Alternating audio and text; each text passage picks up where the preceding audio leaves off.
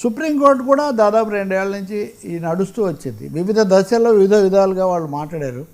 Default bail లేకపోతే condition bail అవేమీ శాశ్వతంగా ఉండవు, వాటిని మళ్ళీ వెనక్కు తీసుకునే అధికారం కూడా కోర్టులకు ఉంటుందని కూడా వాళ్ళు అప్పుడు చెప్పారు. కానీ పూర్తి స్థాయిలో మొన్న మంగళవారం నాడు సుప్రీంకోర్టు ఆయనకు బెయిల్ మంజూరు చేసింది. అంటే ఇది ఒక ముఖ్యమైన సంకేతం కదా. గంగిరెడ్డికి బెయిల్ రావటం ఒకటైతే, ఉన్న A1కే బెయిల్ ఇస్తే ఇంక ఇప్పుడు అవినాష్ రెడ్డిని ఏదో అరెస్ట్ చేస్తారు అని అనుకోవడానికి కొంచెం అనుకునే పరిస్థితి కనపడదు వాస్తవంగా. సిబిఐ కూడా వ్యతిరేకించితే ఇచ్చారా లేదా ఇంకా పూర్తి పాఠం రాలేదు. నేను ఒకరిద్దరు అడ్వకేట్లు అనుకుంటూ అడిగితే అది ఇంకా అంతగా వార్త కూడా అది అధికార వర్గాల ద్వారా తప్ప మీడియాకు కూడా అది అంతగా బయటకు వచ్చినట్టు లేదంటున్నారు.